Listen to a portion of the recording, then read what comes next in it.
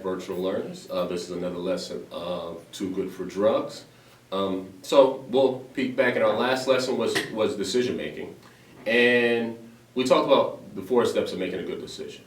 And the first step is stop. Second step is think. Third is act. And fourth step is reflect. Now, today we're going to talk about emotions. Now, emotions are a part of being human. It's okay to feel angry, scared, happy, or sad. However, when our emotions build up, they can overwhelm us. Now, it can be difficult to think clearly about your options and their possible consequences. But today we're going to practice recognizing our emotions and managing them in a healthy way. Now, what's another word for emotions? Another word for emotion is feelings. And knowing what you feel and having many words to describe how you feel will help you communicate your emotions. So I want everybody to turn to page 6 in the section titled, What's It Like? And I want you, the analogies in this section consist of word pairs.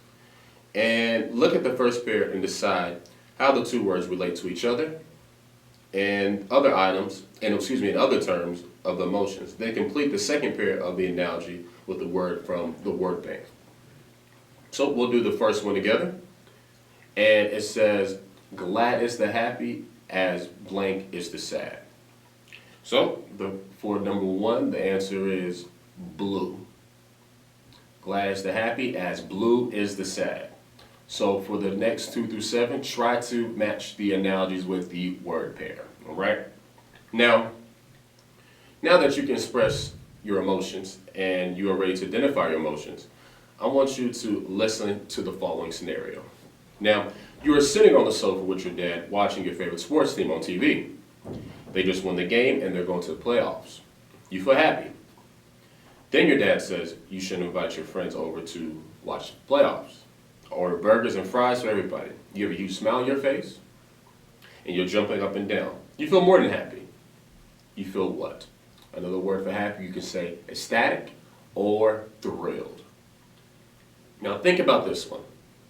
You're home alone one afternoon when you hear a strange noise outside.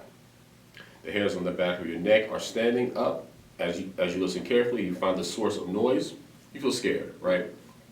Now you are home one night watching a scary movie. You hear your bedroom door slam and glass break. Your muscles tense and your heart begins to pound. You feel more than scared. You feel what? Terrified or petrified, or just other words for scared. Kind of intensifies your emotion. Now, our emotions aren't steady and one-sided. The last 2 scenarios demonstrated how emotions can build and become more intense as events around you change. So there's many different things can happen, physical signs that happens when you are stressed and go through different emotions. It can be a lump in your throat, tense muscles, a racing heart, and sweaty palms are all physical responses to an emotion. Now, emotions can become intense, and we need to be ready to deal with what causes emotions so we don't become overwhelmed. And what does it mean to be overwhelmed?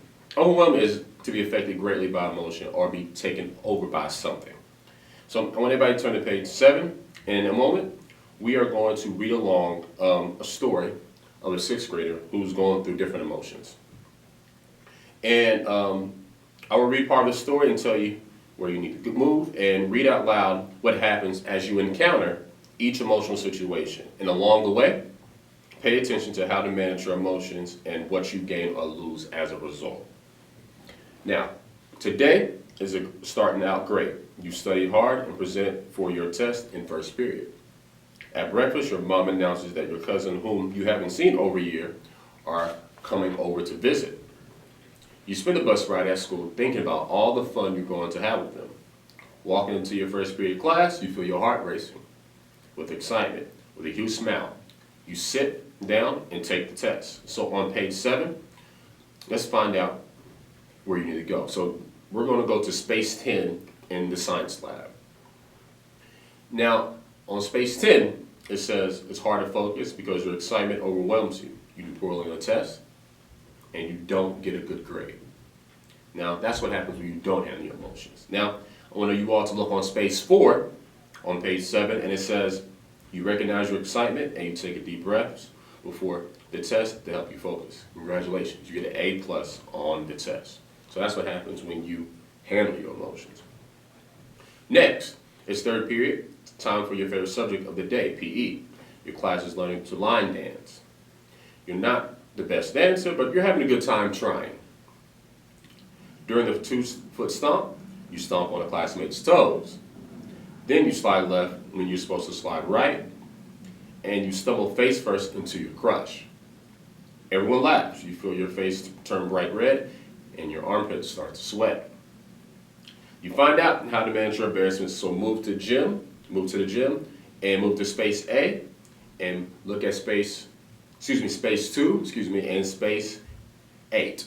And on space 2, it says you let your embarrassment get the best of you. You cry and run back to the locker room as fast as you can. In space 8 says you realize the line dancing isn't your forte. You remind yourself everyone makes mistakes, you laugh it off, and get back in the line. Now, surprisingly, your line dancing mishap has not made you the laughing stock of the school. However, you are worried about your crush, must think of you now. The worry makes you stomachache, and you dread the thought of seeing your crush in the cafeteria. Can you get this feeling under control? So I want everybody to move to space 7 in the cafeteria, and it says you worry gets the best of you, causing you to lose your appetite, and you toss your favorite lunch without eating a bite. Now let's move to space 12, and it says you share your worry with your friends at lunch, then they help you realize your crush probably thinks nothing of it. You relax and enjoy your favorite lunch. Now let's read the next scenario. School is almost over, and thankfully, the last hour celebrates Club Day. As you enter the club activity room, a kid you don't get along with says, "Hey, look, it's that stumbling fool." You feel your face turn red and your fists tighten. To find out how to manage your emotion, I want you to move to space 1 in the art room and space 6. On space 1 it says, annoyed, you make a rude comment to the kid. And the activity leader hears you and tells you to report to the office. Now space 6, it says, you count to 10 and relax your fist. After you calm down, you decide the comment doesn't deserve a response. You find a seat across the room with your friends. Now next, you're on a school bus ready to go home. As you sit down, you get a whiff of something foul. Someone left a half-eaten tuna fish sandwich on the seat. The day can't get any worse. What do? So, I want you to go to the bus circle on space 9 and space 5. And it says you kick the sandwich on the floor and spend the time on the ride home stewing about your day. Space 5, you change seats, put your headphones on, and listen to music on the ride home to calm down. Now, finally, you make it home, and your mom opens the door to greet you and ask you about your day. How do you respond? So, on space 3, it says you slam the door, push past her, and tell her to leave you alone, and your mom says you are grounded for taking your anger out on her and can't go hang out with your friends. Now, on space 11, with the sigh, you tell her she won't believe the day you had. She suggests you spend this time of the evening with your best friend.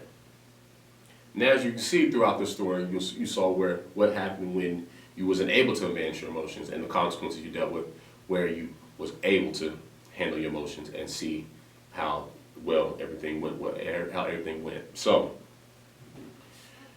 let's put these management techniques to work. So, I want you to look in the section on page 6 in the section titled Calming Effect.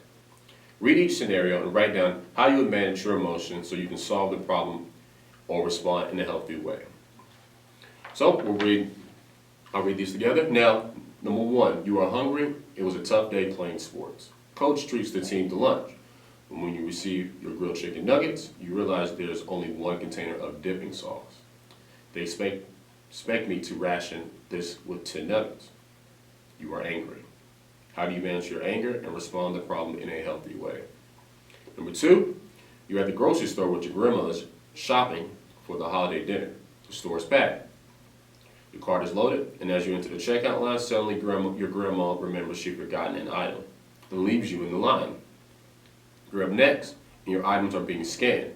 You have no money, and the impatient shoppers behind you are glaring at you. You are mortified. How do you manage your feelings of fear and embarrassment and respond in a healthy way? So next week, we will discuss how to develop and improve our communication skills so we can better connect with others and build stronger relationships.